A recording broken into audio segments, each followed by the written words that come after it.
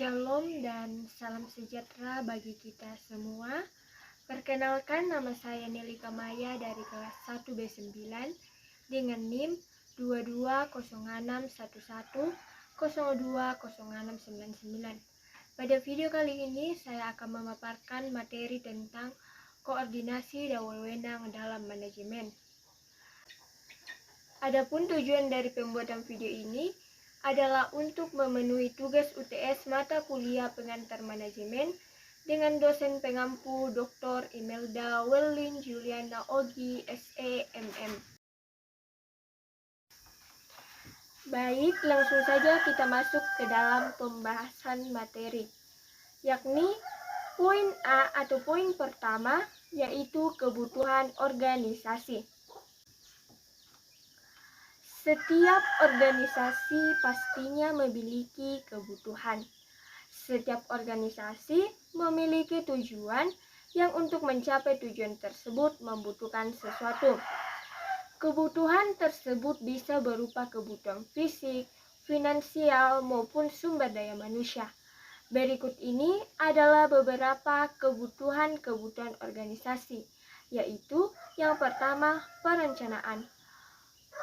Kebutuhan ini bertujuan untuk menentukan tujuan yang akan dicapai di masa mendatang, serta langkah-langkah apa yang harus diambil untuk mencapainya.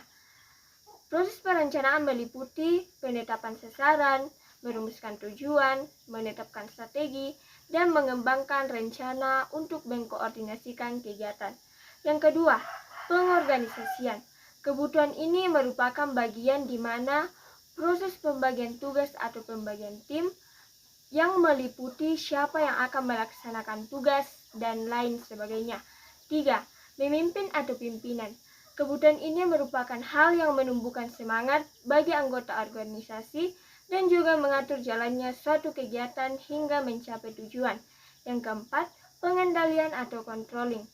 Fungsi ini mengatur atau mengendalikan semua kerja dari anggotanya untuk menjaga kualitas dengan apa yang diharapkan dari awal proses itu dimulai. Oleh karena itu, sangat jelas bahwa setiap organisasi perlu bekerja untuk meningkatkan proses bisnisnya. Poin B atau poin kedua, yaitu masalah-masalah dalam koordinasi. Peningkatan spesialisasi akan menaikkan kebutuhan akan koordinasi, tetapi semakin besar derajat spesialisasi, semakin sulit bagi manajer untuk mengkoordinasikan kegiatan-kegiatan khusus dari satuan-satuan yang berbeda. Paul R. Lawrence dan J. Wallace dalam buku Handoko 2003 halaman 197 mengungkapkan 4 tipe perbedaan dalam sikap dan cara kerja yang mempersulit tugas pengkoordinasian, yaitu yang pertama, perbedaan dalam orientasi terhadap tujuan tertentu. Para anggota dari departemen yang berbeda mengembangkan pandangan mereka sendiri tentang bagaimana cara mencapai kepentingan organisasi yang baik. Misalnya, bagian penjualan menganggap bahwa diversifikasi produk harus lebih diutamakan daripada kualitas produk. Bagian akuntansi melihat pengendalian biaya sebagai faktor paling penting sukses organisasi. Yang kedua, perbedaan dalam orientasi waktu. Implementasinya yaitu manajer produksi akan lebih memperhatikan masalah-masalah yang harus dipecahkan segera atau dalam periode waktu pendek. Biasanya, bagian penelitian dan pengembangan lebih terlibat dengan masalah-masalah jangka panjang. Yang ketiga, perbedaan dalam orientasi antar pribadi. Implementasinya yaitu kegiatan produksi memerlukan komunikasi dan pembuatan keputusan yang cepat agar prosesnya lancar, sedang bagian penelitian dan pengembangan mungkin dapat lebih santai dan setiap orang dapat mengemukakan pendapat serta berdiskusi satu dengan yang lain. Yang keempat, perbedaan dalam formalitas struktur. Implementasinya yaitu setiap tipe satuan dalam organisasi mungkin mempunyai metode-metode dan standar yang berbeda untuk mengevaluasi program terhadap tujuan dan untuk balas jasa bagi karyawan. Bagian C, mekanisme pengkoordinasian. Dalam pengkoordinasian dasar, kita harus mengetahui mekanisme-mekanisme apa saja yang harus diperhatikan. Mekanisme-mekanisme tersebut terdiri dari yang pertama, hierarki manajerial. Implementasinya itu rantai perintah, aliran informasi dan kerja, wewenang formal, hubungan tanggung jawab dan akuntabilitas yang jelas dapat menumbuhkan integrasi bila dirumuskan secara jelas serta dilaksanakan dengan pengarahan yang tepat. Yang kedua, aturan dan prosedur. Implementasinya adalah keputusan-keputusan manajerial yang dibuat untuk menangani kejadian-kejadian rutin sehingga dapat juga menjadi peralatan yang efisien untuk koordinasi dan pengawasan rutin. Yang ketiga, rencana dan penetapan tujuan. Implementasinya yaitu pengembangannya dapat digunakan untuk pengoordinasian melalui pengarah seluruh satuan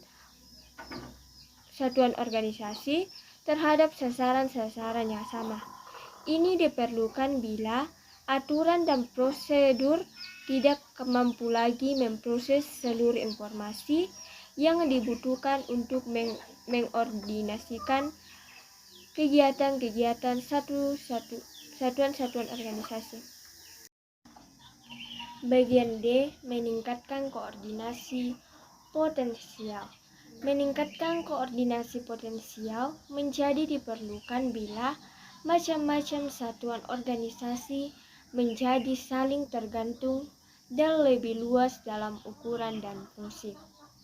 Koordinasi ini dapat ditingkatkan melalui dua cara, yaitu yang pertama sistem informasi vertikal, yakni peralatan melalui data yang disalurkan melewati tingkatan-tingkatan organisasi. Komunikasi dapat terjadi di dalam atau di luar rantai perintah. Sistem informasi manajemen telah dikembangkan dalam kegiatan-kegiatan seperti pemasaran, keuangan, produksi, dan operasi-operasi internasional untuk meningkatkan informasi yang tersedia bagi perencanaan, koordinasi, dan pengawasan. Yang kedua, hubungan-hubungan lateral atau horizontal.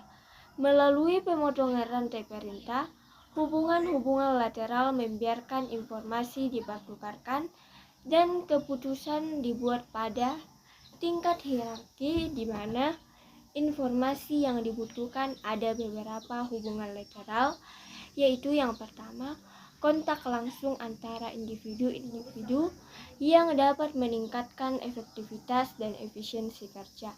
Yang kedua, peranan penghubung yang menangani komunikasi antar departemen sehingga mengurangi panjangnya saluran komunikasi. Yang ketiga, panitia dan satuan tugas. Panitia biasanya di organisasi secara formal dengan pertemuan yang dijadwalkan teratur. Satuan tugas dibentuk bila dibutuhkan untuk masalah-masalah khusus. Yang keempat, pengintegrasian peranan-peranan yang dilakukan oleh manajer produk atau proyek perlu diciptakan bila suatu produk, jasa atau proyek khusus memerlukan tingkat koordinasi yang tinggi dan perhatian yang terus-menerus dari seseorang. Yang kelima, peranan penghubung manajerial yang mempunyai kekuasaan menyetujui perumusan anggaran oleh satuan-satuan yang diintegrasikan dan implementasinya.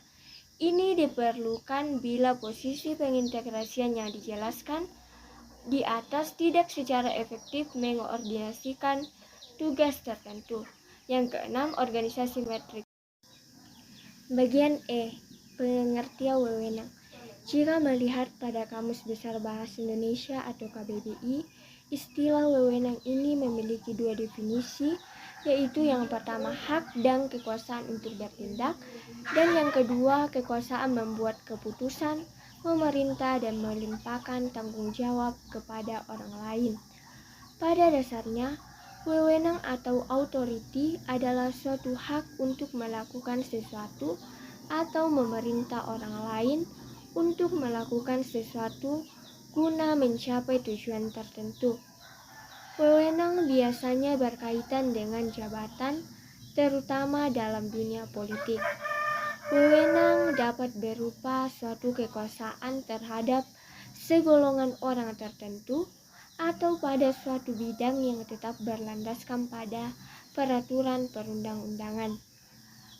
Adapun pengertian wewenang menurut para ahli, yaitu yang pertama menurut Louis A. Allen dalam bukunya Management and Organizing. Wewenang adalah jumlah kekuasaan atau powers dan hak atau rights yang didelegasikan pada suatu jabatan. Yang kedua, menurut Harold Kunz dan Krill O'Donnell dalam bukunya The Principle of Management Authority, wewenang adalah suatu hak untuk memerintah atau bertindak. Yang ketiga, menurut Terry, wewenang adalah kekuasaan resmi dan kekuasaan pejabat untuk menyuruh pihak lain supaya bertindak dan taat kepada pihak yang memiliki wewenang itu. Yang keempat, menurut Davis dalam bukunya Fundamentals of Management, wewenang adalah hak yang cukup untuk memungkinkan seseorang dapat menyelesaikan suatu tugas atau kewajiban tertentu. Berdasarkan pengertian para ahli di atas, dapat disimpulkan bahwa wewenang adalah hak yang dimiliki seseorang untuk memerintah orang lain agar melakukan hal tertentu, sehingga dapat mencapai tujuan yang diinginkan. Wewenang seperti halnya syaraf dalam tubuh manusia. Tanpa otak dan syaraf, tubuh manusia tidak dapat berfungsi. Bagian F, kekuasaan dan pengaruh. Kekuasaan adalah kemampuan untuk menghasilkan efek kepada orang lain atau potensi untuk mempengaruhi orang lain. Selain sebagai hak milik pribadi, kekuasaan adalah fungsi dari pemimpin, pengikut, dan situasinya. Sedangkan pengaruh adalah perubahan dalam sikap, nilai-nilai, keyakinan, atau perilaku seseorang sebagai hasil dari taktik mempengaruhi. Taktik mempengaruhi merujuk pada perilaku seseorang yang sebenarnya dirancang untuk mengubah sikap, keyakinan, nilai, atau perilaku orang lain. Jadi, keterkaitan antara keduanya dapat ditulis suatu perumpamaan, yaitu jika kekuasaan merupakan kemampuan untuk membuat perubahan, maka pengaruh adalah derajat perubahan aktual yang terjadi pada sikap, nilai, keyakinan, atau perilaku seseorang yang menjadi insan. Bagian G, organisasi, lini, dan staf. Organisasi, lini, dan staf adalah kombinasi dari organisasi lini dan organisasi fungsional. Pelimpahan wewenang dalam organisasi ini berlangsung secara vertikal dari seorang atasan pimpinan hingga pimpinan di bawahnya. Untuk membantu kelancaran dalam mengelola organisasi tersebut, seorang pimpinan mendapat bantuan dari para staf di bawahnya. Tugas para staf di sini adalah untuk membantu memberikan pemikiran, nasihat atau saran-saran, data, informasi, dan pelayanan kepada pimpinan sebagai bahan pertimbangan untuk menetapkan suatu keputusan atau kebijaksanaan. Pada struktur organisasi ini, hubungan antara atasan dengan bawahan tidak secara langsung. Ciri-ciri dari organisasi lini dan staf yaitu yang pertama, hubungan atasan dan bawahan tidak seluruhnya secara langsung. Yang kedua, karyawan banyak.